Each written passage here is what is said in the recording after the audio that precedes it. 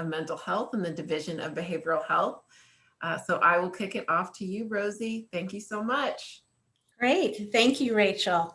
Welcome to the Many Hats of Recovery Housing. I'm excited to be here today.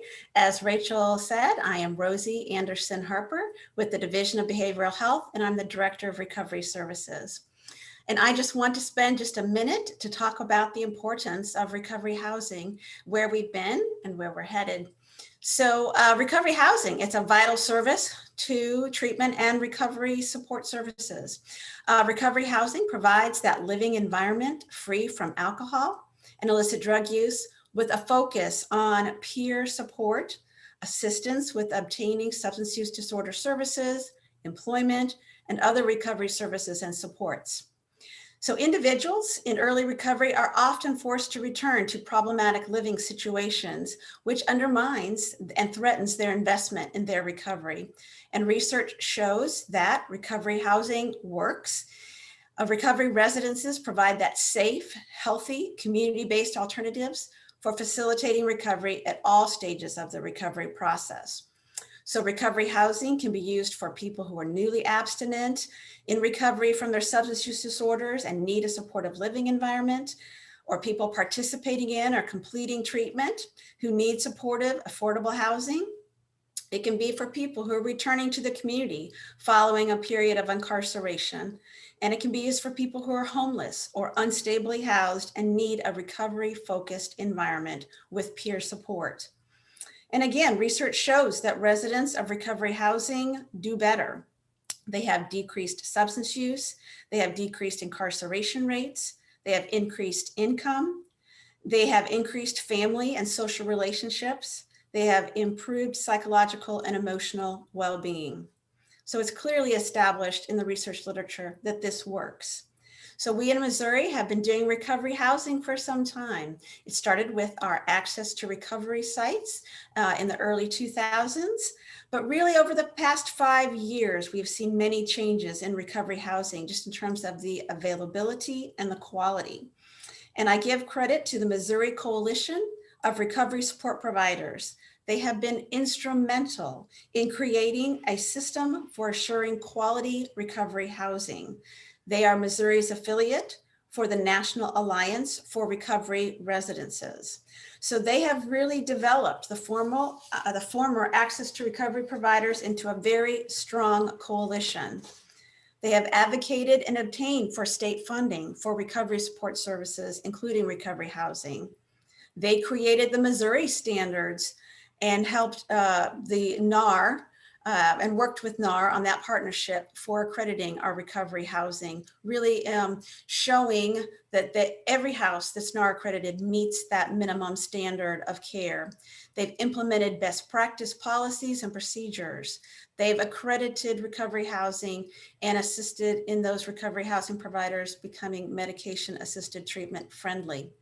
So since the approval of MOCRISP as a NAR partner in July of 2017, they have accredited over 130 recovery houses, and that includes over 1,250 beds. So we are so proud to be partners with MOCRISP and working with them to improve and to expand the quality recovery housing available in Missouri.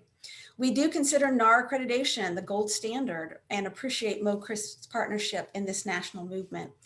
We also want to acknowledge again the learning that has taken place in the recovery community about the benefits of medication-assisted treatment. And even during this past year of COVID, our recovery houses have continued to operate and to serve the individuals in need. So I envision that quality NAR, MOCRISP NAR accredited recovery housing will continue to grow in Missouri. It is a service that positively affects the opportunity for individuals to find and maintain the recovery, and it is currently changing lives for the better. So I want to thank you for joining us today for what will be an informative presentation.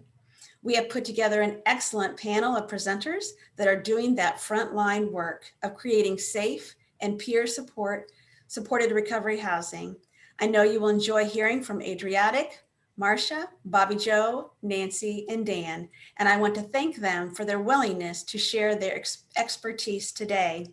I also want to thank the Missouri Institute of Mental Health for coordinating today's presentation and for their continued partnership on evaluation and training on recovery housing. So at this point, I will turn it over to Brenna. And again, welcome. Thank you, Rosie. Hi, everyone. So my name is Brenna Lohman. I'm the Recovery Services Coordinator here at MIMH. And for the past 2 years, I've had a pleasure of working with all these wonderful recovery housing providers.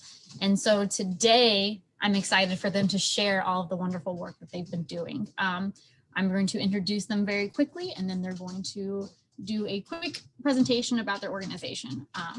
So today we have Ms. Bobby Jo Reed, who is the founder and executive director of Healing House Kansas City and also the head of the Kansas City Recovery Coalition. We have Pastor Marsha Horde, executive director of the Child and Family Empowerment Center and head of the Recovery Coalition of Greater St. Louis. We have Dan Hannikin, who is the executive director of Into Action Columbia and head of the Central Missouri Recovery Coalition. Nancy Hall, who is the housing director of New Beginning Sanctuary in Springfield, and Dr. Adriatic Lincani, founder and executive director of Recovery Lighthouse in Warrensburg, Missouri. Phil, if you could go to the next slide. So for today's webinar, you'll see a few buttons down on your screen. Please use the chat feature to talk to other people throughout the webinar, and use the Q&A function if you have any questions for our panelists. And you also have a little upvote. So if there's a question that someone's already asked that you would be really interested in hearing an answer to, please upvote it and we will answer it. Next slide. So this is the housekeeping notes chat function. We want to get through as many questions as possible, so we ask the panelists to limit their responses. And afterwards, we will share the slides and recording with everybody. Next slide. So Dr. Adriatic Lincani, if you would like to turn your camera on, we would love to hear your presentation on Recovery Lighthouse. Well, thank you. It's a pleasure to speak with you today. So I'm with Recovery Lighthouse. We've been doing housing for several years, primarily focused on housing for women, and we've just ventured out into housing for men. So the first myth I want to throw out there is a lot of people used to tell me housing for women is more difficult than for men, or housing for men is more difficult than housing for women. They both have the same sets of problems. So let's go to the next slide, please. I guess the next one.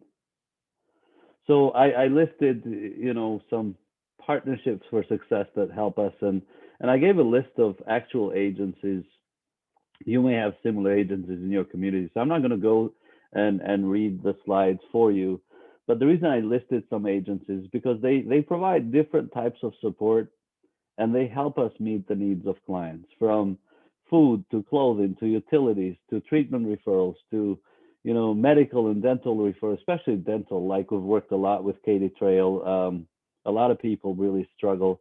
And there are agencies that are not even listed here. So we have some other partners, like including local stylist shops who will give like a haircut for free. And whatever partnerships you can develop, it's really important to have them. Some key ones that have been really helpful for us is also those places that even during COVID, they were offering, detox, and they were offering some level of residential services. That's been really helpful. But we have a variety of people that help us. We could not do it without them. And so I would encourage you to think about who's in your community that could provide services to the clients that you serve that could meet some of those needs for them, from basic needs to medical needs to then transition into their homing and paying bills and any kind of benevolence. We have a strong relationship with a lot of churches. Some of the women and men that leave our housing, they may not have a deposit to put down. So a lot of these other places really reach out and help us with that, so that we help them when they transition. Can I go to the next slide, please? So one of the questions posed to us was, in terms of challenges and successes. I'll let you read through that slide, but challenges, no different than any other housing program. I think there's always issues with rules, behaviors, and you're always caught with that idea of like, do I kick people out? Regardless of different views, One of the challenges has always been when you have to make a call, somebody relapsed, what do you do? And I can only tell you how I've done it, and we have never regretted our decision, and that is we've always given a second and a third and a fourth chance. And there are times when we kick people out, so don't get me wrong, but a relapse has not been a issue for us to just kick people out. Can you work with that? So the other part has been I called it hoarding. May sound really harsh, but I have met some hoarders along the way, and we kind of help them through that process. But more than hoarding, it's also a need. They need to accumulate stuff so that when they leave your housing into their own housing, what do? So some of the ways we've dealt with that challenge is that when our storage places were full, we have rented sometimes storage places just to keep stuff that they accumulate so that they can take that with them when they leave and enjoy. Um, so the successes, they're huge. I mean, it's just so rewarding to see that they bought a car, they got a job, they bought a car, in that other order, job first, and they're paying their insurance, they open a bank account. I talk about partners. We even have a banker in town now, whose loved one benefited from this programming, and she comes in and works with our clients how to budget for free, given her time. So then you see them moving into their own housing, and just offering them, and we can't fix people, but just offering them a vision while they live together to work through conflict, to learn how to communicate better, to just offering them that vision of that families function upon rules and roles and rituals, and there are boundaries, and there's a new way of functioning to in a family type environment. Offering that vision to them hopefully leads them to a point of translating that into their own life. Can I go to the next one, please? So I'll move through this real fast. I'll only mention one. Website. Um, Former clients refer a lot, but we have this gadget on the website that allows for people to contact us. And I'll be honest with you, I've thought many, many times, how do I just take that out? Because 70% of the messages we get are from people who are selling a product. And so they tap into your agency website and try to just bombard you with messages. And about 20-30% of the messages are coming from these clients who need help. That's their method of reaching us sometimes. And so because of that, we have not eliminated that feature, because a lot of them write to us from the website at a desperate moment. So let's move on to the next, please. We really try to be as clear as we can with rules. I think one thing I would add to this, and you can read the slide on your own, but one thing I would add to it is we found that we need to repeat those rules over and over, and not just assume that we did them during our orientation and they will remember them, or we give them a copy and they're supposed to read it on their own. It just doesn't work that way. And so they forget the rules, not that they don't. So we found a way that once in a while we do a refresh of what the rules and expectations are, and that kind of helps keep things in the front of their mind. We'll move on to the next. The impact of COVID, well, it's been hard. I think one of the challenging things has been that we've had to deal with folks really downright that really needed a medical detox, and it was difficult to find that. So then you work through like that process, and you make very hard decisions. And I know some people are very, you all are aware these are sometimes liability issues, but then it's also a life and death issue for some people. And so we've worked through that and upped the staffing. The other part that's been really hard is, and I appreciate, I wanted to put that out for Rosie.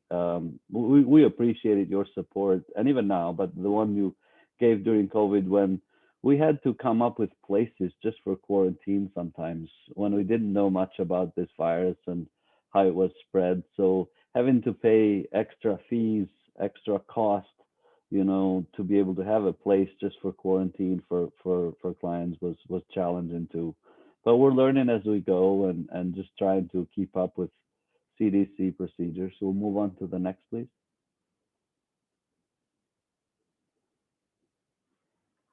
Next slide, please. Oh, maybe you moved it and I missed it. Oh yeah, impact of SDR SOR. I think one of the things that I see in my community is that it has really given us the ability to house more people. And I know that sounds like a very, maybe someone from the legal system would say, but it has also brought safety to our community. So we had two of our elected officials that visited our programs just recently as we prepare for some advocacy stuff. And those were the comments that they made. They said these people would be out in the streets. They would be forced to break the law just to meet their basic needs, or try to get to the next high, or try to get some food, or try to get and with you guys housing them and keeping them in here and feeding them and clothing them and helping them go get a job and all that. They said this is keeping our community safe. And the other part that's been really helpful in our area, thanks to the STR SOR over many years and even now, Rachel and your team, thank you, is that we've always had like their support on Narcan and then their support in educating local providers on getting them trained and waivered and beginning to prescribe medication for assisted treatment. I think those have been some benefits. Regardless, if you're in this session today, regardless of your view of MAT, I would just encourage you to be open-minded to that because it is something that's been proven and works for some clients. Go to the next, please. Our biggest need in my area, I'll go fast through this, my time is probably running out, is that we desperately need some other form, some mechanism of funding that doesn't, kill our bank account to support parents and children, or even couples living together, where one of them is our client, but the other one is not, but they're a family. We can't separate them. So we have had historically families that we actually put into housing, but you're only billing for one person. And some people say, why are you collecting like rent? It just doesn't work that way. There's a lot of expenses, as all the housing providers that are more experienced than I, like Bobby Joe and others in this call may explain. There's an added cost to a lot of things when we're housing a family of 3 or 4 or 5. And so that's something that I hope we look into, like, how do we support families, parents, single parents with kids, or couples with kids, or even couples that are together. We'll move on to the next, please. Well, I hope you advocate for housing. So I'm a big advocate. So some of you who've heard me before, maybe you don't find this surprising, but we want to discuss how do we improve that system? How do we make it better for clients, but also better for people like us who run programs, so that we don't struggle, because there's a human or support bottom line of what do we want to provide. We don't want to dilute that. We want to give them a good benefit package of services that they deserve. But then there's an operational bottom line, where at the end of the day, as agencies, we have to pay the bills. So we have to be able to help people. So as you think about if you haven't designed housing programs, be thoughtful about that, so that you design a program that meets the needs of your clients and also helps support your agency so that you can sustain it. Next. Well, we went through some of this. I think clear expectations, clear rules, repeating them over and over, and really providing them that vision of healthy relationships is something that we emphasize a lot in our program, and it's been very helpful in our settings. Next.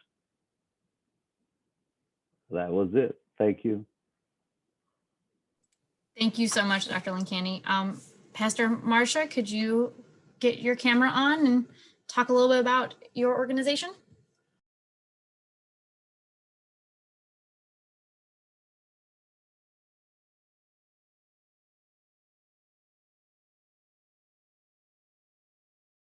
Marcia, if you're talking, you're muted, so we cannot hear you or see you.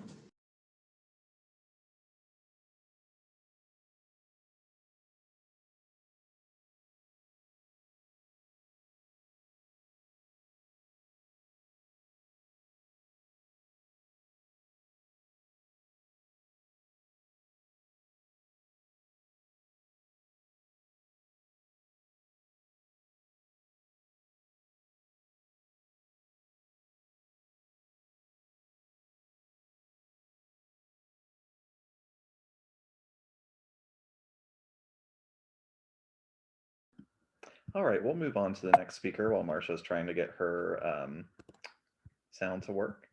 So let me pull that up really quick.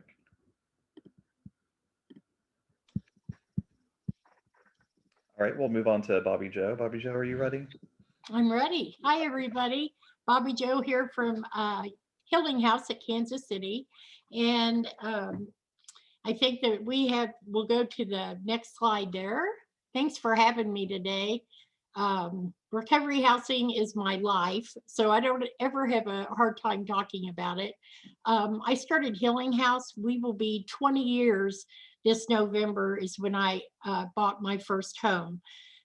And I bought it out of my own money in a very crime-riddled community. But at that point, there were 900 women going through inpatient treatment in our city with less than 30 safe beds for when they got out of treatment. So the Lord really put on my heart that I needed to do something to help. I came into an inheritance, and that's how I bought my first home. And currently we have 14 homes. We can go to the next slide. And I believe these are some of the men's homes. The white one that has men's houses across it, that is a 40-bed men's facility. So it doesn't look that big, but it's huge. And here's some of the other homes. Now, this has been an ongoing process. We have got one home at a time. Like I said, we came into a really crime-riddled area where the real estate was very cheap at that time. And these homes were abandoned, vacant homes where they were being used for prostitution and illegal drug use, and just were a huge hindrance to our community. You could go to the next slide, and I believe we're going to look at some of the women's homes. There's some of the women's homes, and this one up in the top left-hand side is now called Mama Judy's house, named after the lady, Mama Judy, that helped me for so many years that passed last March. So I don't want you to think that we automatically got these homes. These homes weren't given to us. I started off with an inheritance, bought the first home, fixed it up, and then it had something called equity. And so I used that equity to buy the next home and then fixed it up. And that's how we were able to get all these different homes, is that we would get really properties that nobody else would probably want, and did the work ourselves, and then they valued for quite a bit more. We can go to the next slide.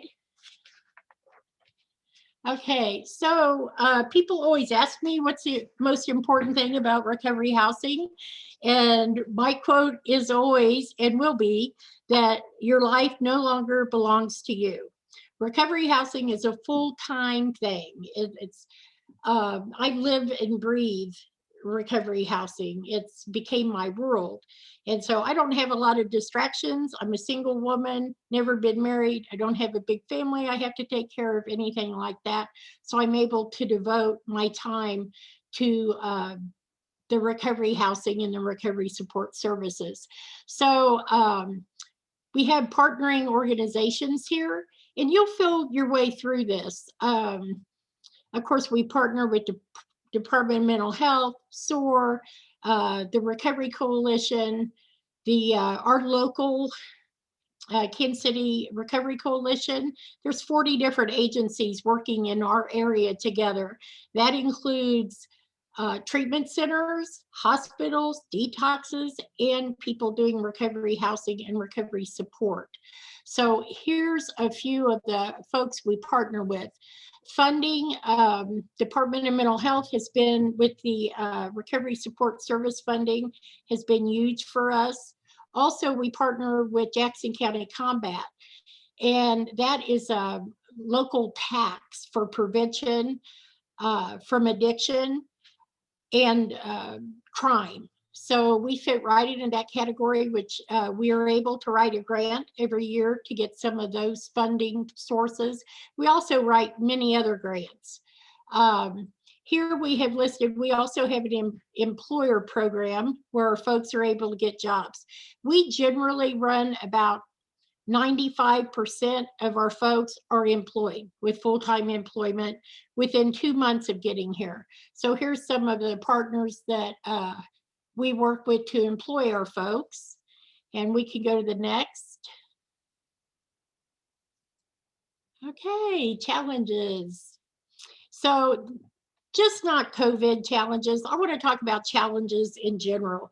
When you get a house, your house is going to be as good as your house manager.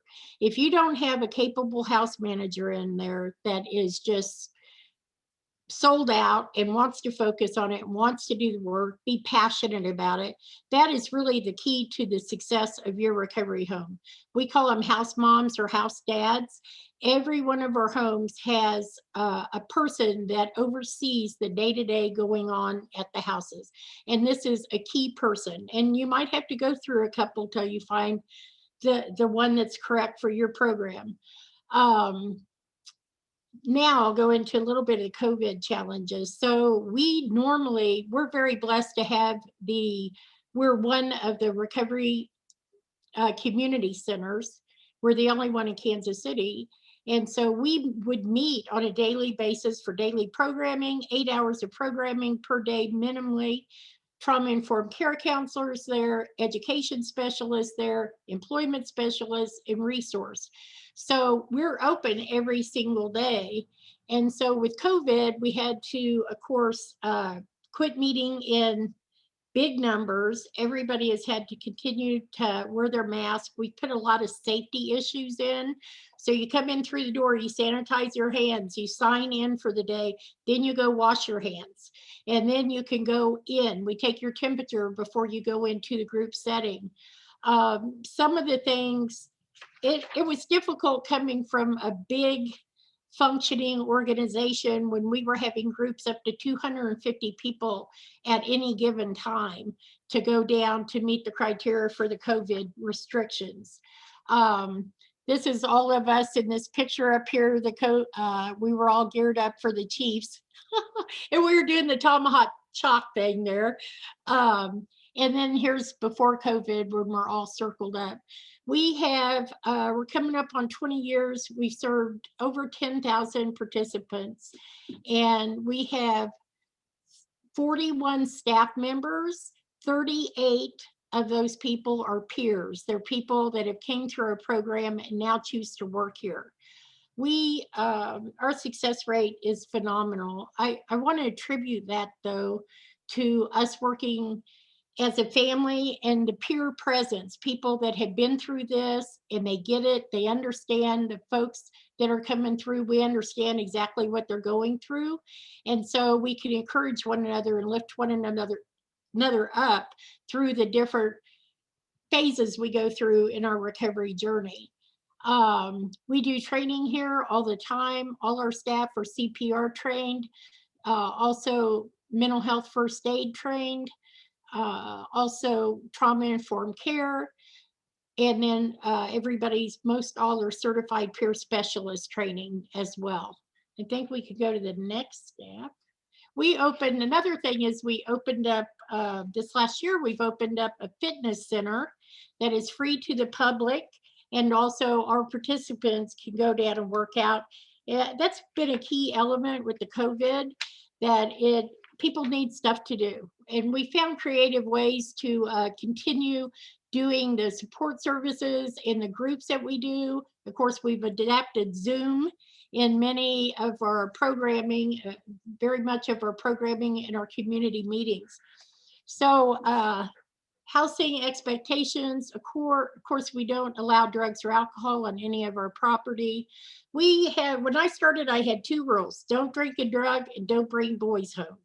Now we have 4 pages of typewritten rules, and it's like having your first kid and then you have your second kid, and you experimented with your first child. So we've learned what works and what doesn't work. We were abstinent. No drugs, no alcohol, no nothing. And I got to tell you, when the SOAR money came out and the medicated assisted recovery, it was a mindset change for us. And at first I wasn't sure if it was going to work, but because some people were over medicated at first and not able to participate in our day-to-day programming. And I've got to tell you, that has really balanced out beautifully. People that are using the medicated assisted recovery are now engaged. It has really been a huge tool for them to be successful in their recovery. And it's turned into a huge asset, just the opposite of what we had believed it was going to be initially. We can go to the next screen there. Okay, during COVID, we never closed our doors.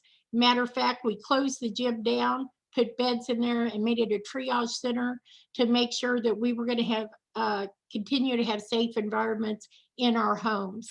And you can read the rest. I know I'm running out of time. 10 minutes is not very long. Anyway, so there's some of the information. Recovery housing is a blessing, and if your heart's in the right place, it can be, I mean, I wonder where our community would be without us. And we took in 1,138 people that we served this last year during COVID. And I've got to shut up, but God bless you, and thank you for having me. Thank you so much. Miss Marcia, are you back on? Yay. Okay, you can. I am on. Yay. All I right. apologize for that, but I'm here now. So my name is Marcia Hawkins Ford, and I'm with the Child and Family Empowerment Center. I'm also the pastor of the Church Universal, and I'm the chair for the Recovery Coalition of Greater St. Louis. And I'm happy to be here to present, be a panelist for the Many Hats of Recovery Homes in Missouri. Next. Our recovery home project is actually called Many Mansions, and the hope is that, you know, every person who come to us, that we have a place for them. We don't worry about what happened in their background or whatever. We just want them to make a choice that they want to get their life back, and we want to be there to partner with them.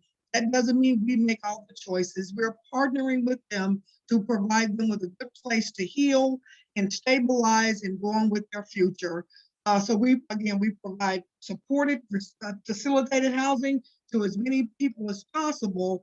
And our success is not that we do it alone, but that we do it in a recovery-oriented system of care. What does that mean? That we work a lot of different organizations who do what they do well, who do what they do in a professional manner, whether it's churches, the Recovery Community Center here in St. Louis, the homeless shelters, treatment centers, law enforcement who come in our home and actually mentor the ladies. They talk to us, they bring new resources that we didn't even know about. The family courts, drug courts, we work with all of those people in this recovery-oriented system of care. Again, not us alone. It's not just child and family, it's this team who work together to make the success of our housing program. Next. So currently we have 2 sites here in St. Louis that support up to 30 women at a time. We serve those who have low to mild co-occurring disorders. We accept all people. We don't ask about, you know, what your criminal background is or anything like that. If you have had a prior, history of substance use disorders, you are welcome into our home. And like Dr. Adriatic said, not once or twice, but we understand the science of addiction. We understand the struggle. And so 3, 4, and 5 times we give people opportunities to come back and heal. That start over is so important. We don't know what that rock bottom is, and rock bottom could be 12 times. I don't know, but we're here to assist in any way that we can. Again, we accept medication-assisted treatment. In fact, we encourage that for our women because we've seen the success of medication-assisted treatment. There are shared living quarters. We support recovery and we support reentry, which many times that's the same thing. We offer employment support where we actually offer different types of training for not just women, but for men as well, where we get them forklift certified, we get them floor care certified. We have a short-term medical certification called Level 1 Med Aid. And of course, we encourage them to become certified peer specialists so that they can give back. We also work with family reunification. So many of them have lost custody of their children and they want to get their children back. So we work with them and work with the courts to set up supervised visits and go on from there. We've been pretty successful with that. And we have several women who have reunited with their children, have their own apartments or homes, and they're doing just fine. So it's been very, very successful with that. Next. So again, general information about how do they find out about recovery homes. So we do some marketing. We go to the treatment centers, homeless shelters, to the prisons, have partnership with churches and different places. And of course, being a member of the Recovery Coalition of Greater St. Louis, that is the Eastern Region affiliate of MOCRIS, Missouri Coalition of Recovery Support Providers. That gives us so much connection with so many providers who are doing the same work, serving the same clients we serve. So therefore, they're referring their people to us for housing services. And so, of course, just sharing about information at support groups. Some of our ladies go to the support groups, NAAA, CACR, and they share about their experiences at our building. And then, of course, social media, no doubt. And then, of course, word of mouth. They tell their friends when they go to treatment or whatever the case may be. So word of mouth is a big deal. We rely on that heavily. And what can they expect when they're in the recovery house? That, of course, their shared curfews is teaching them how to work as a team. Shared chores, shared meals, mandatory meetings. So it's this structure to get some normalcy and some routine back into their lives. Social activities, we do outings, we do paint nights, and we do bowling nights, and anything that we can do to get them back to some normalcy, to some routine. So often we're always telling people to stop doing this, but we don't give them anything healthy to replace that. So we're trying to do some normal things in order to just teach them how to live a sober life in a normal life. And again, community involvement, if that means cleaning up the street in front of our house or finding out about some activities that's happening in our neighborhoods and going and volunteering to assist in that way. And we have no set length of stay. We had the longest person been in our building, I think, for 19 months, and we don't require that. We want them to stabilize, feel comfortable enough to make that step. Next. So, okay, some of the challenges that we've had was just a jurisdiction pushback. I mean, the stigma when they think that you're going to come in their neighborhoods and your property is going to be, have drugs and people who don't care, and it's not going to be very well maintained, and that you're going to bring down their property values. I think that that's a normal response. So of course, how do you combat that? You put in standards. You make sure that your property is the best property on the block.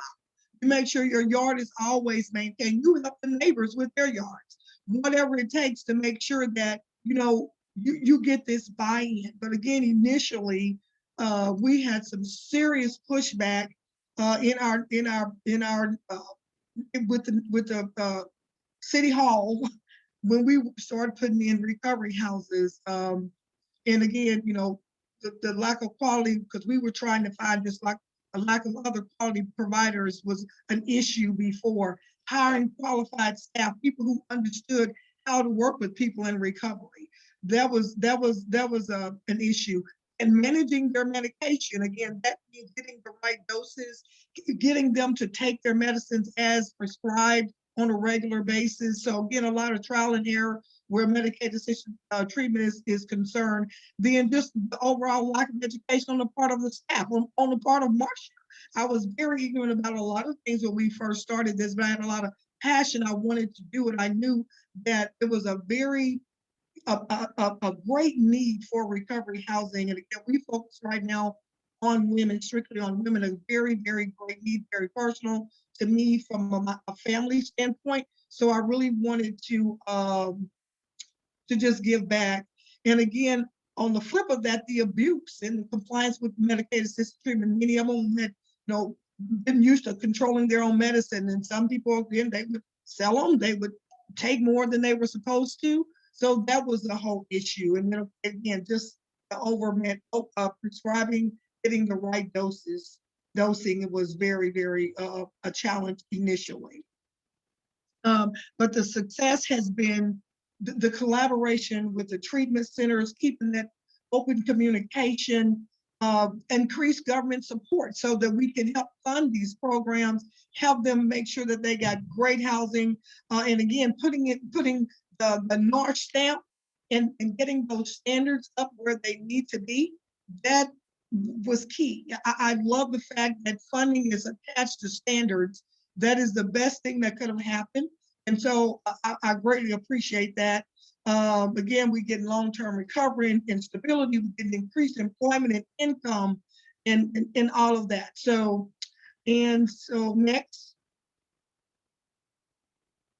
The impact of COVID, again, just the fear and the uncertainty of not knowing. First, initially we had low occupancy because we didn't know, we didn't want to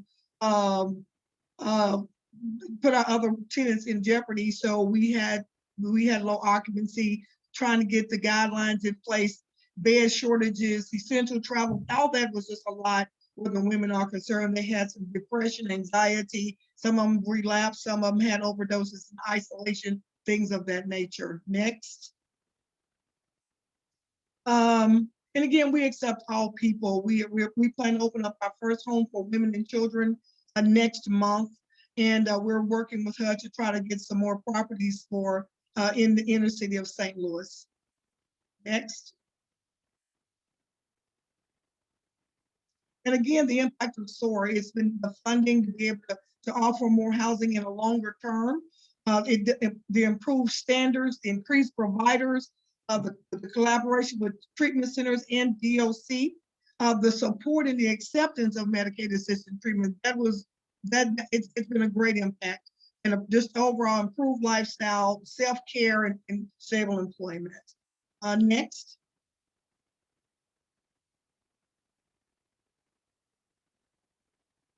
So how can they support just educating stakeholders on the importance and effectiveness of recovery housing? If you can advocate to the lawmakers about the necessity of recovery housing. Again, the end of this thing is recovery. We need treatment, but the end is recovery, which is a lifelong journey. So we need that. We need to create platforms to share our concerns and our suggestions, and a major thing, again, volunteer or donate to recovery housing efforts. Next. And again, what do they get?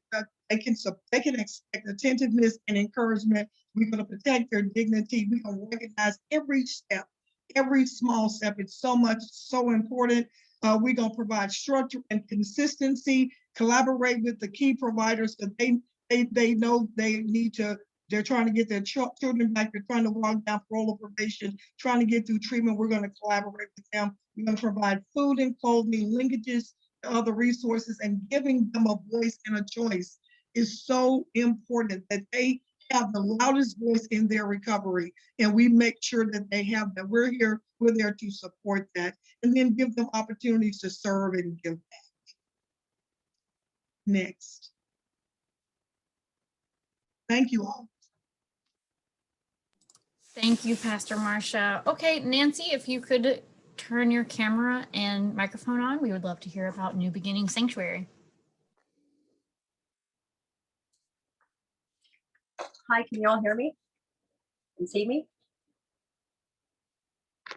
Yes, we can. Okay, great. So my name is Nancy Hall. I'm the housing director for New Beginning Sanctuary. Thanks for having me. I'm a little nervous. This is my first time doing a webinar, so bear with me if I stumble a little bit. But again, thank you for having me. I'm going to share about New Beginning Sanctuary, what we are. The first slide, please. What we are is a 501c3 nonprofit NAR certified sober living program that supports multiple pathways to recovery. We don't believe there's just one way to get recovery. We believe that it's several ways, and we want to find what fills your soul to make your life healthy and happy again. Next slide. So we were founded in 2013 by Alan Fish. He opened a men's program, and then we were privileged to expand to the women's program in 2016. We presently have 23 homes between Springfield, Joplin, and Kansas City with 196 beds available. Next slide, please. This is just an example of a couple of our homes. All of our homes have the necessities in them of TV, Wi-Fi, several refrigerators, laundry services, and we just hope, next slide, we just hope that our homes provide the supportive family recovery environment that makes everyone want to join in and enjoy the recovery home. Next slide. So with what our requirements are is they are required to work. They're required to do a minimum of 3 sobriety meetings per week, which we do hold those in our homes, but outside meetings count as well.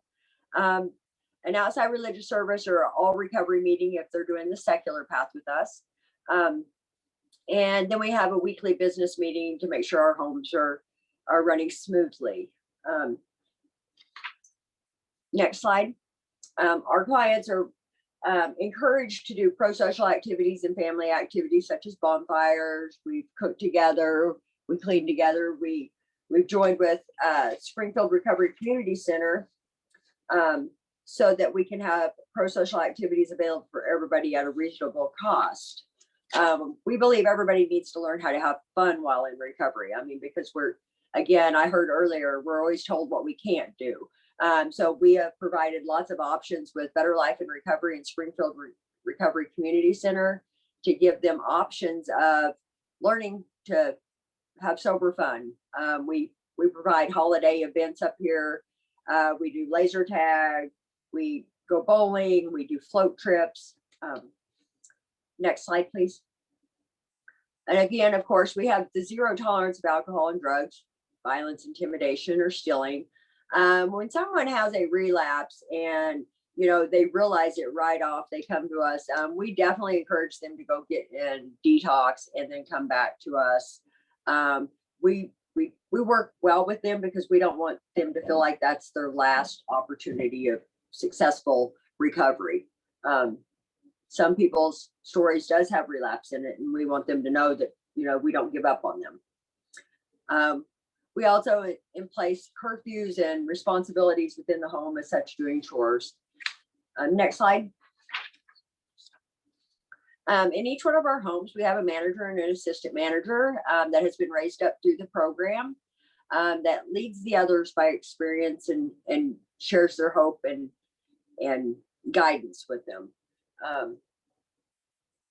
Again, there's a manager and an assistant manager, so we kind of try to create a family environment such as a mom, dad, and the kids. But obviously we are all adults here, but it's a network of raising one another up. We definitely work closely with probation and parole, pretrial services, or any supervisors that are over our clients. We want to be able to give them the best opportunity, so we're able to provide progress letters as well as if they're needing a little bit of extra structure, we work well with them if we can. Next slide.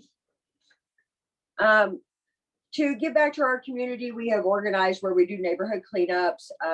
Like Marcia said, it's really important because when we move into these neighborhoods, people get a little worried that's in the neighborhoods. So we always try to be the best house on the block and do help the neighbors out. We encourage contests such as these slides are showing a pumpkin contest where all the houses compete against each other. We've done gingerbread house contest. Our goal is for them to learn how to work together and be rewarded for those efforts. Next slide. All of our clients are responsible for paying their program fees. We do have enrollment fees. In the Joplin and Springfield area, our enrollment fees are $310, $200, but that's just the upfront enrollment. And in Kansas City, it's $330. We are mostly self-funded, but we now, obviously, we're NAR certified, and we do have some grants that we use. But we like to teach our clients how to be self-reliant. So we're pretty proud of them for that. Next slide. Again, New Beginnings is in partnership with Better Life and Recovery, Springfield Recovery Community Center, and as well as there's several churches that we partner with to provide the best services possible to all of our clients. Next slide. COVID has created some challenges for our events such as these and just our regular. We usually have a minimum of 2 meetings outside of the homes each week that the clients attend, but our program is so large that it has created with COVID. We've had to just keep them within the home still. We're hoping to go back to that in the very near future of being able to rejoin, because I think it's really important to have a large community of recovery because it just lets everyone know that this is a good way of life. Next slide. This is just some more fun pictures of our success stories and, you know, the people getting their lives back on track, and then we having fun and enjoying the sober life. Next slide. And then this last slide is just our contact information on how you can contact any of us. The executive director, Alan Fish, is named here. Obviously, I'm the housing director, but we have a regional manager up in Kansas City, Rachel Davison, and we have a regional manager in Joplin, Jeff McNabb. So again, thank you for having me here, and I welcome any questions that you all may have. Thank you so much. Mr. Dan, could you turn on your camera and unmute yourself so we can hear about Into Action? Hi, everyone. I'm Dan Hannikin, and I am with Into Action in Columbia, Missouri. I'm the executive director. Next slide, please. We have over 60 transitional recovery beds. They're all NAR accredited. Most of our beds fit into our Into Action model. However, we're a reentry program. We take people directly out of prison. That's our target population, all of whom have substance use disorders to qualify to get into our program. But we've also carved off a couple other niches. We work with the Improving Community Treatment Success program with the Department of Corrections and Mental Health. We call that the ICTS program. We also partner with treatment courts here in Columbia, Missouri through the 13th Judicial Circuit. Next slide, please.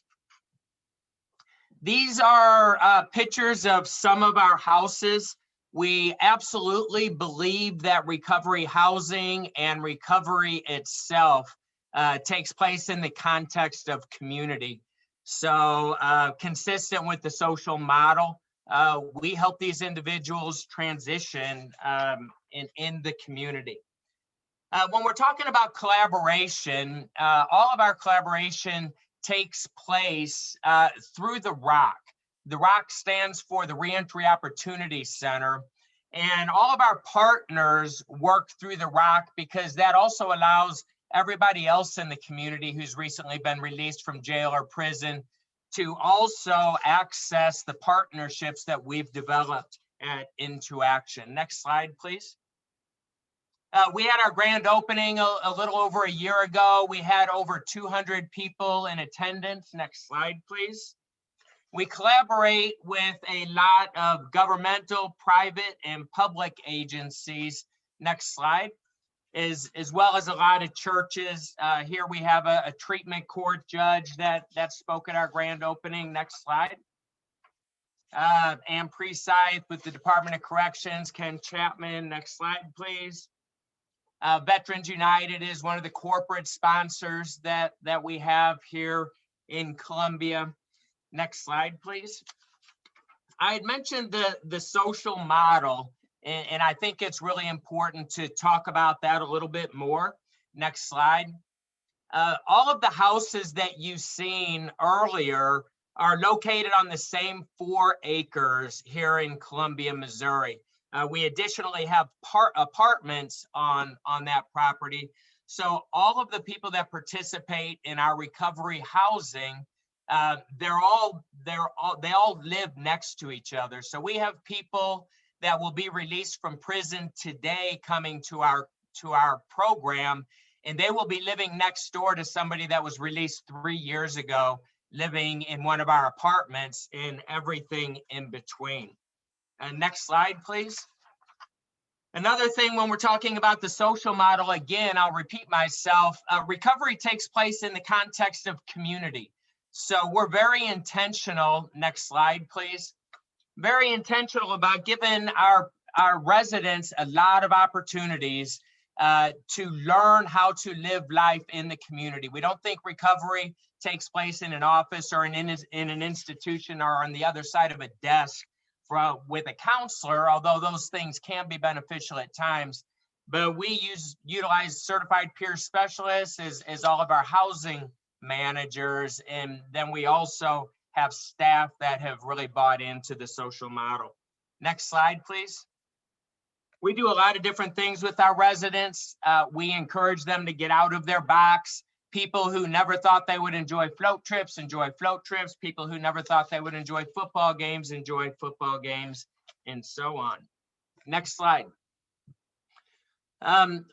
We are a faith-based program at Into Action. The ICTS program, the treatment court programs are not faith-based, but local churches have been a huge partner of ours. Next slide, please.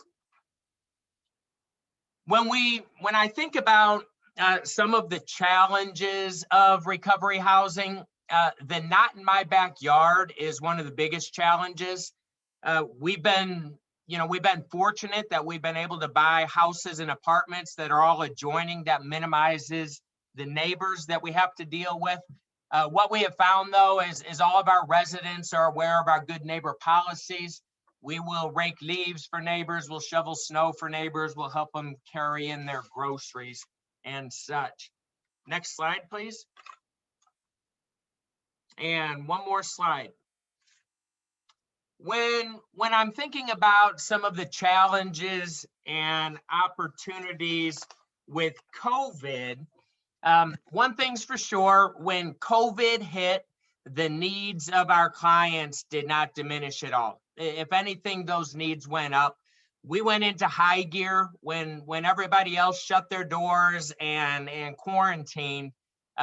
We were doing just the opposite at Into Action because the needs got so great. Certainly, challenges with where to quarantine people, how to quarantine people, what to do with people when they initially began experience symptoms. We've been fortunate that both at the DMH level and at the local health department level, we were given really clear instruction on how to handle a lot of these situations. The opportunities that came with COVID, certainly the state and the feds and local funding opportunities really eliminated the financial barriers to provide the services that needed to be provided, whether that be virtual, a lot of the cleaning supplies, things like that, and a lot of the equipment that we're able to purchase through COVID, we'll be able to use that for years to come, hopefully long after COVID's gone. Next slide, please. When I think about the SOAR funding, some of the challenges and some of the opportunities, maybe not specific to SOAR, but the opioid population is for sure a really challenging population. Opioid addiction is tough. That's really ingrained in people, and the recovery process is tough for that. For sure, there's a stigma attached to medications, and that looks two different ways at Into Action. One, we get people who come into our program that because of the stigma, they're not interested in using medication to help with their recovery. And then we will sometimes have residents in the program as well that look down on other people using medication. The opportunities to me are all underneath the umbrella that we're saving lives. To say that we're saving lives has to be anecdotal. We do not know for sure if we did not provide services to a specific individual that they would not be alive right now.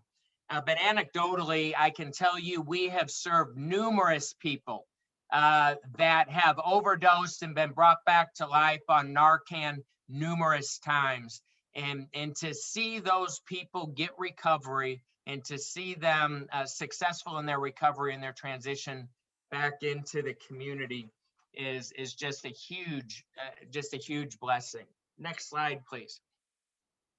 One of the last thing that I would want to say, and thanks to the Department of Mental Health, to the Department of Corrections, all of our partners, all of our collaborators, we can say with confidence that when people come to Into Action, once they've been exposed to the services and the supports and the resources that we provide, and we use street language sometimes, excuse me for this, but we tell people that come through our program, if you leave here and if you crash and burn, you will know that you have had every opportunity to succeed. You will not be able to point the finger at anybody. And we hear repeatedly from people who have left our program that that's true. The last thing that I'll say is when it comes to referrals, 99% of our referrals can be traced back to somebody who has gone through our program. The formal referral may come from a parole officer, it may come from a treatment center, may come from a case manager inside the prisons. But once that person gets to our program and we talk to them, they will say that they heard about this program from somebody else who had been there. That's all that I have, and thank you for your time. Thank you so much. All panelists, could you turn your cameras on and we will have some Q&A time. Attendees, if you have any questions, please put them in the Q&A and upvote questions. There's already some that we are going to ask. So the first question is, how do you determine rules regarding contact between people of different gender identities? If you do, how do you ensure accessibility / comfort for people who are transgender or non-binary? And whoever may answer. I can go. Okay, I can go.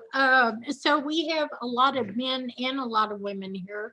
So we have a policy that there's no dating for minimally 6 months.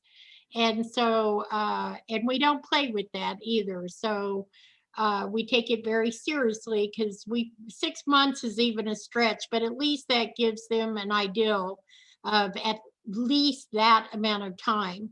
We also have taken folks that have been transgender. And I was really, when that first happened several years ago, I was kind of up in the air. What do I do with this, right? And so I called Department of Mental Health, and I believe I talked to Mark Schultz at that point, and he said, whatever gender they identify with is the type of housing you would put them in. And so at one point we had a transgender that wanted to stay at the men's home. But since that time, we have had 3 different women that identified as men that identified as women, and so they stayed at the women's homes. And what we did, not to blast anybody, but we made sure that the other house members would be comfortable with that, because a lot of times they have to share rooms. And it was really, I was just amazed at how willing the other housemates were to have them into their homes and accepted them with loving arms. So pretty amazing. Thank you. Dan, Nancy, Marcia, would you like to share your experience, or should we move on to the next question?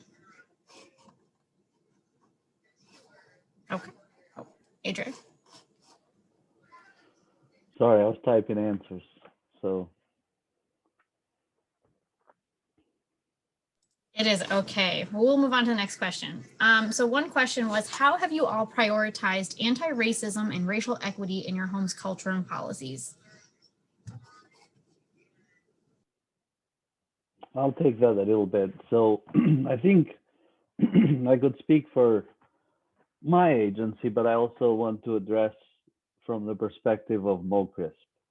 So the issue of race and racism is taking a lot of attention now, but for recovery support providers and for the Missouri Coalition of Recovery Support Providers as a group, it's been an issue of importance for many, many years since our existence. So we've been a leader in trying to educate our own providers, our own members, people who do housing and recovery support on diversity and to help people become more culturally competent. So we've held trainings with national experts who've come in and helped us understand how does that translate into our programs and into our houses.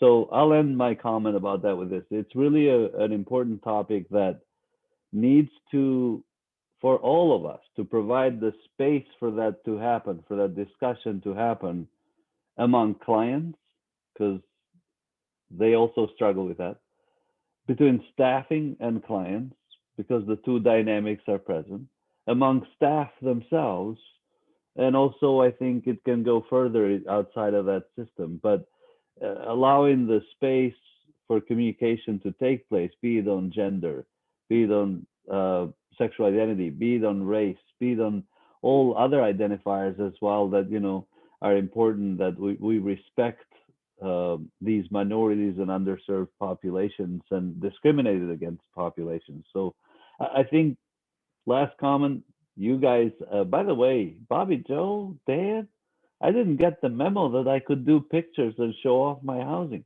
That was really well done. But if you looked at those pictures, that's a demonstration of the diversity of the body of, you know, clients or staff, whoever was presented on those pictures. So I'm not saying we're perfect, but we're trying to give it space. I would like to add as well, it's really important. We have a zero tolerance policy for racism. However, it's important to educate people.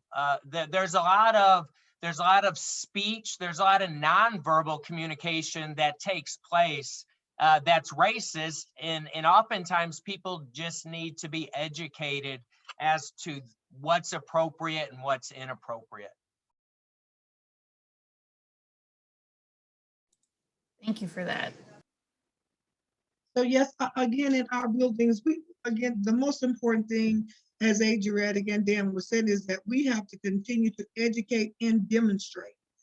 So we make sure, again, when we come in, that we make sure every person feels comfortable. We ask, you know, again, when I talk about a voice and a choice when it comes to different things, we make sure that we don't want to add to, right? So we stress the commonality that everyone here, you all after the exact same thing. And everything that you add, every challenge that you add to your sister, it makes her life that much harder, whether it is racism, whether it is, you know, their sexual choice, you know, orientation choice, whatever that is, you're adding stress and pressures to your sister, and you're being a stumbling block. So we just encourage, we continue to educate them. We allow them to see stories and the consequences of what can happen when you do that. So it's just by, again, keeping them in the loop, helping them to, again, be a part of the process, right? Instead of telling them all the time, we're allowing them to be a part of this process as we grow. Nancy, Bobby, Joe, would you like to add, or should we move on to the next question? Well, I absolutely agree. It's the education and the acceptance of each and every person who walks through that door. We're all here to find our basis and our foundation in recovery, and all of us have needs that may not be like everyone else's, and those have to be addressed and they have to be validated for them. So it's absolutely looking at the person as an individual and helping their needs to be met. Acceptance is key, and we all need to have that acceptance when we're trying to figure out where we're at in life. And recovery from addiction is probably one of the hardest things to find the acceptance until you walk into one of these homes of recovery where everybody is dealing with their own issues, but they're similar, and it becomes a more acceptance. So acceptance across the board for that individual, because we're all individuals needing a whole group to help raise us up. Brenna, can I add one more thing to this? Sure, yes. So we have a perfect example of taking action. So Marsha, I'm going to pick on you for a minute, but the Missouri Coalition of Recovery Support Providers is starting a unique project in St. Louis, hopefully soon.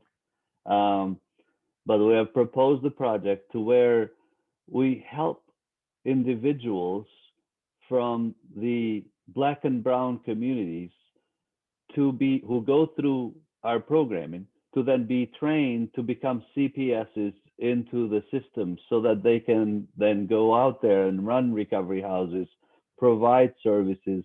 Because what we have identified is that the staffing ratio between the population served and the staff that's serving is very disproportionate when it comes to race matters. And so that's a unique project that is strictly focused on developing more and more peers from the brown and Black communities in St. Louis. And we hope to translate that into other places. And that's the kind of, like Marsha said, we have to demonstrate, we have to act. And this is just one of the initiatives that MoCRISP has taken. I love that. Thank you. So one question that someone asked was, how do you handle a situation where you suspect a resident might be over-medicated?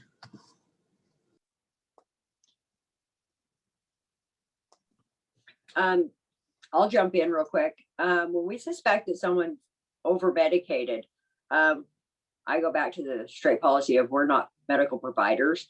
What we do is encourage them to go back to their doctor, let them know the signs and the symptoms that they are feeling, and to have that doctor address it with them. We let them know what we're seeing. I mean, we share what we see, but we're never on the side of this is what it is, because I'm not a medical provider. I cannot tell them what their true needs are. What I can tell them is what I'm seeing from a perspective that may be hampering them to be able to participate in recovery.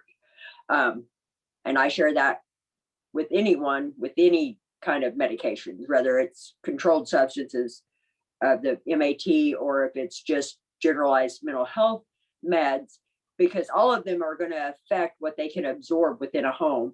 And, you know, so my answer is always to encourage them to go back to their doctor and address the issues that have been shared.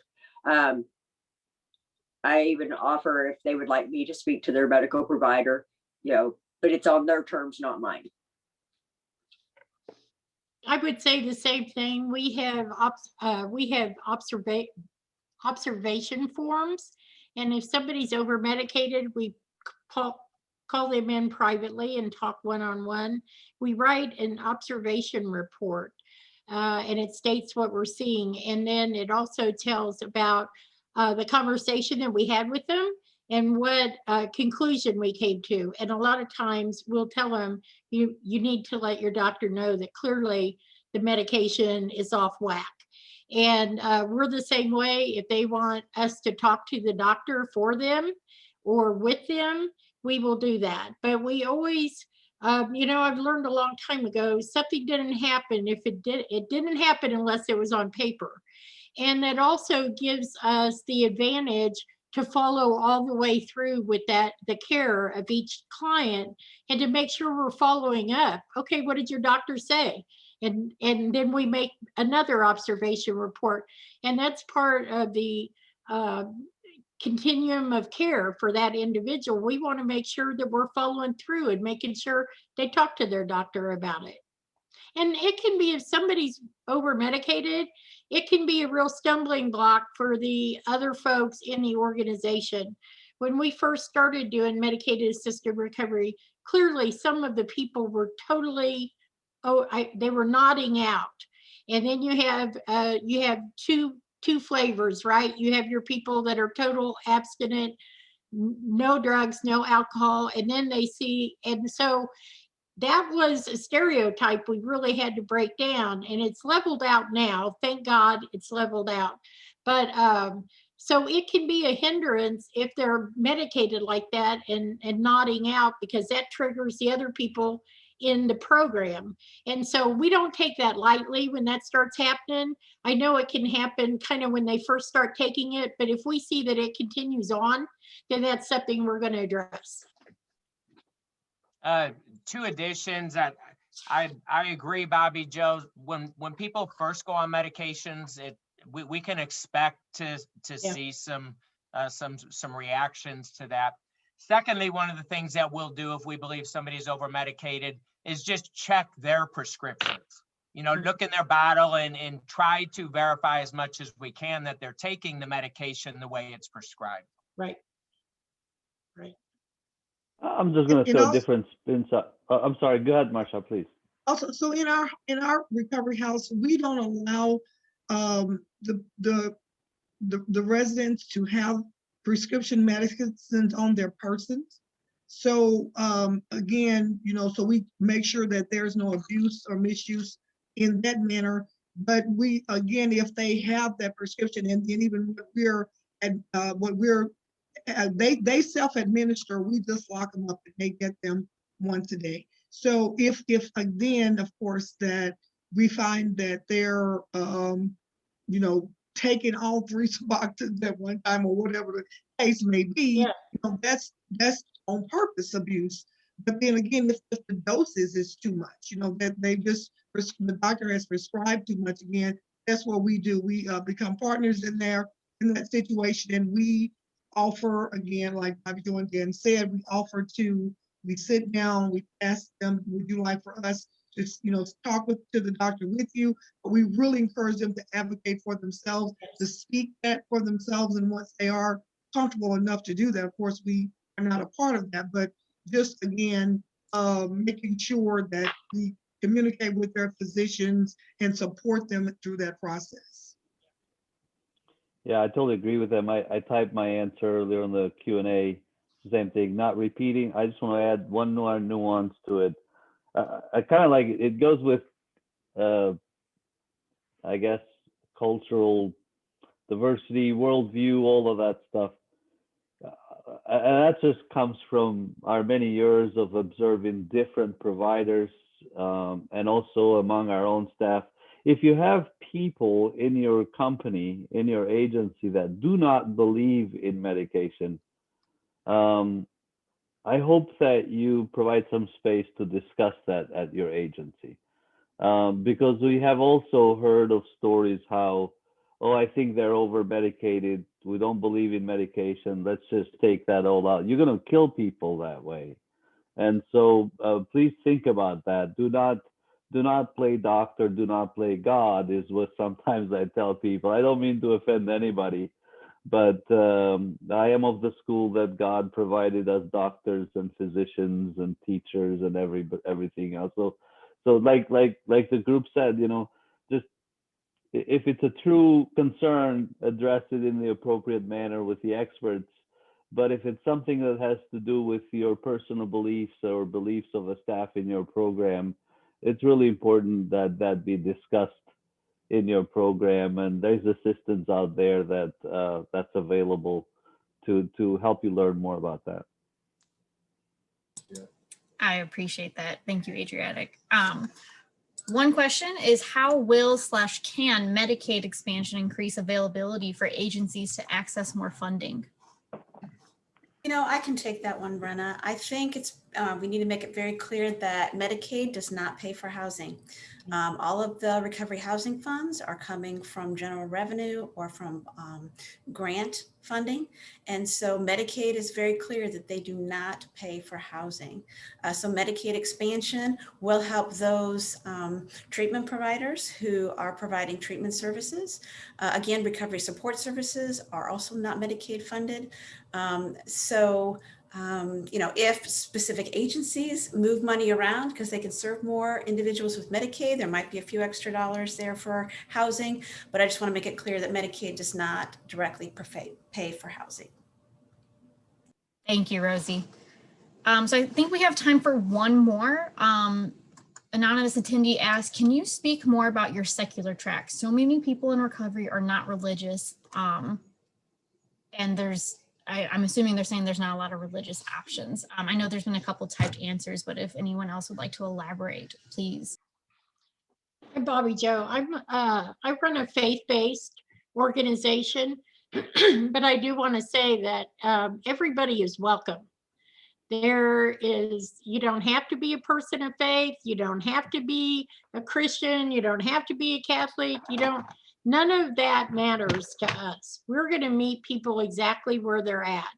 Then we give people options too. So, you know, if they're, we've had many Muslims come through our program, and we accommodate them for the Ramadan, the meals, and special time to worship. And so we don't discriminate. You could be a faith-based organization, and I sometimes think people think that religion is shoved down somebody's throat, and that's the farthest from.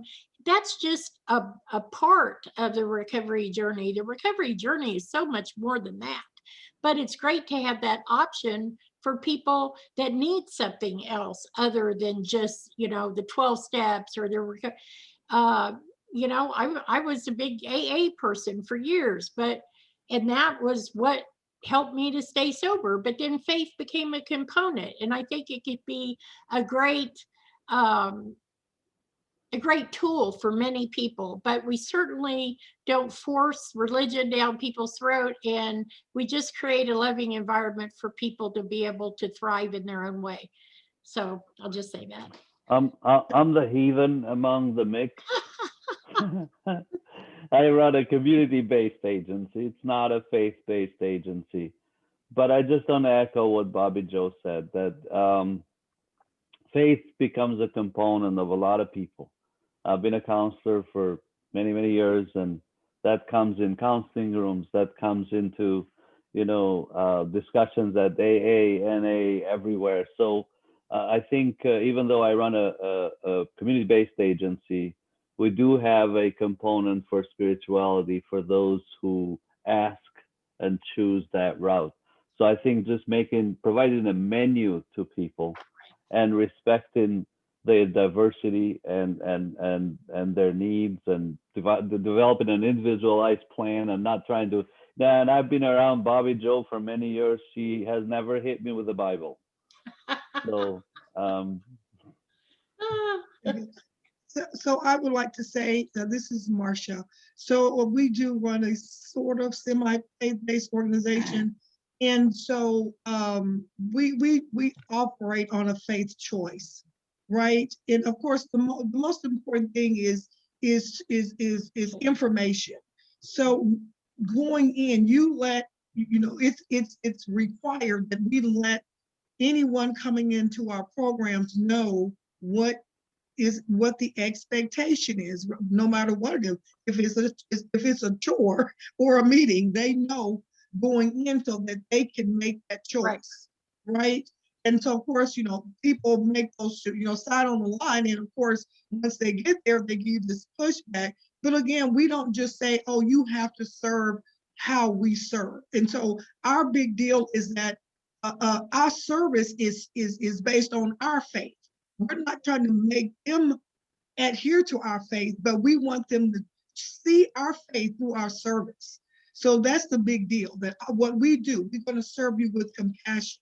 We're going to serve you, the way we see our Lord serve, we're going to serve in that manner. We're not trying to force you to do that, but we want you to see that. We want you to experience that. And so through that experience, you may decide that this is what you want. So we don't teach a lot in that manner, but we serve completely in that manner. Right. I like that. At Into Action, we are a faith-based program. The people can opt out of any Christian activities that we do, the Bible studies and the devotions, but we're very clear with people up front that there is very much a Christian culture at Into Action. And most people who are not pursuing a Christian faith are just not going to feel comfortable. We don't tell them they can't participate. We will certainly accommodate their preferences and provide alternatives to our structure when we're doing faith-based things. But it would be disingenuous for us to say everybody's going to feel comfortable in our faith-based program. Having said that, we have our ICTS program and our treatment court program. Those are not faith-based. We've removed the faith-based elements. We've replaced those with more secular elements. And I don't think we've lost much of anything at either of those programs. I'd like to touch on the secular options. What we do here, because we do support multiple pathways, if we want to find your recovery path and not just what worked for me or what worked for others, it's what fills their soul here. And so our secular path is set up and it involves smart recovery, all recovery meetings. We always tell them when they're coming in on the secular path that they're going to be around people that are on the faith-based path. I just ask everyone to respect their paths one way or the other and not try to push what you believe on the other ones. It has worked out beautifully for my secular clients because, we absolutely do have Bible studies in the home. They are not required to participate.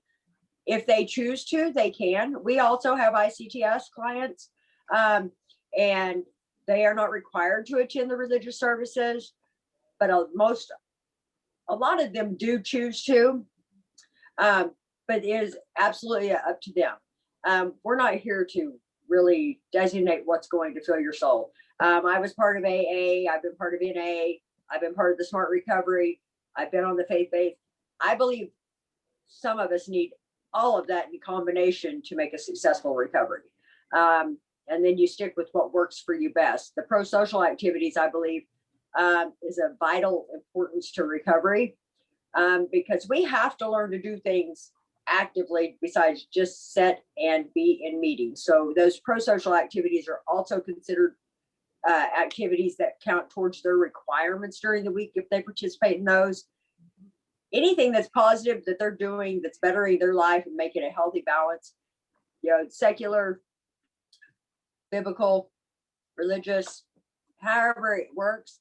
But yes, secular, they just have to know they're going to be exposed to some people that are doing the faith-based walk. But each individual's absolutely the most important thing is what's going to fill their soul. Absolutely. Adriatic, I know you messaged me about talking about drug courts and legal system. So we have just a minute if you would like to share. Okay, I would like to recognize everybody that came in to listen to this today, but I noticed that we have Honorable Judge Cotton Walker from the chat. And I don't know you, Judge, and you don't know me, but I just want to thank you for attending today. And I want you to know that even in the 17th district or even in other districts, a lot of judges, and especially those that have drug courts, are collaborating a lot with the recovery housing program, with recovery support providers around the state, in Springfield, in Warrensburg, Missouri, where I'm at, in Kansas City. And I just hope that we have more of that collaboration, the way that Judge Walker did and came in and listened to us. I hope that we see more of the judicial system and members of MOCRIS, more collaboration of that system, because we we could be very useful to the process that you have in place of helping people, let's say through drug courts or whatnot. So I just wanted to show my appreciation for his attendance. Thank you, Adriatic. Well, unfortunately, that is all the time that we have today. I want to thank our wonderful panelists for not only presenting today, but doing all the wonderful work that you all do every day, all day of your lives. Also, thank you attendees for joining. We will be sending out the recording and the questions and answers and slides to everyone that was involved. So thank you all again, and we hope to talk soon. Bye, everybody. Bye. Bye.